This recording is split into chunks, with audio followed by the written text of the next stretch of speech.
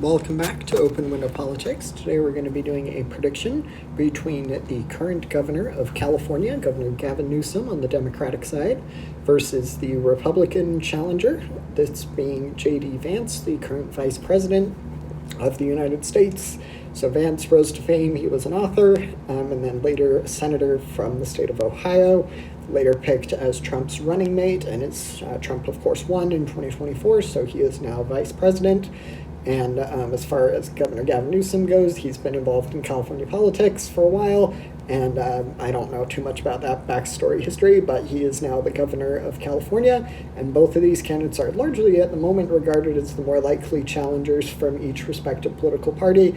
We've still got quite a while before the presidential election of 2028, so it'll be interesting to see what happens, but not necessarily a prediction either of these people will win their respective parties' primaries, but at the moment they do look like the most likely candidates.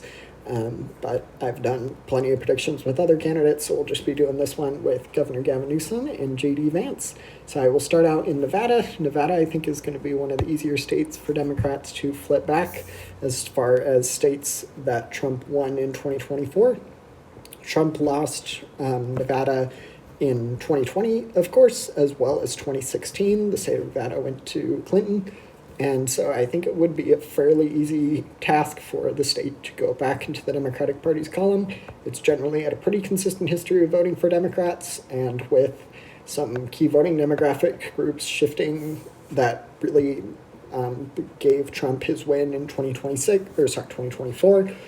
They are now souring on Trump and Republicans in general.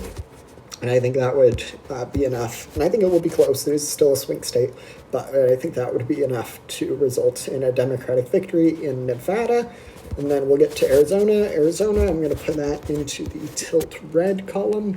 I think the state would take quite a bit to go blue. I also think J.D. Vance might have a better shot than Trump in this state for a couple of interesting factors. But for now, I'm going to go with, and Trump, of course, can't run for a third term. But J.D. Vance, I predict, would probably win the state of Arizona. And then we get to I accidentally put Alaska in the... and then we get to the other half of the Sun Belt. I'll start with Georgia. Georgia had some great election wins for Democrats in recent years. In 2025, both Georgia and North Carolina have interesting Senate elections coming up this November during the midterms that can give us an idea of which way the state at large is leaning. And I think Georgia would be one call for Governor Gavin Newsom. But North Carolina, I think it would take quite a bit for the state to go blue. It hasn't gone blue since 2008 on the presidential level. So that is going to be the state of North Carolina in J.D. Vance's column. And then we get to the three Rust Belt states. I think Governor Gavin Newsom's best shot at winning one of them would probably be in the state of Wisconsin. So that is going to be 10 electoral college votes for him. I think that Newsom would probably, I think that Vance probably his best shot would be in the state of Pennsylvania. Pennsylvania is really the electoral college prize juggernaut to win, and it is crucial to either party's chances of winning an election.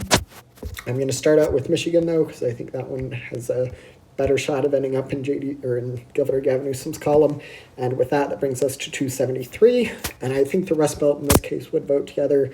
We've seen some key trends favoring Democrats in recent special elections, and the midterms will give us a better idea of the national landscape and whether or not voters feel happy about what Trump is doing, and at the moment it is looking pretty good for Democrats.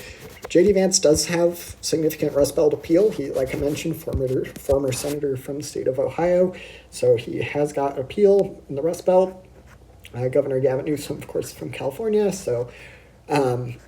but I think the Rust Belt, in this case, would vote together, even if J.D. Vance wins Pennsylvania, which I think is a legit possibility. It would still not be enough to win the election. So that is going to end us up with 292 for the Democrat, Governor Gavin Newsom, to 246 for the Republican and current Vice President J.D. Vance. Don't forget to like and subscribe. Thanks.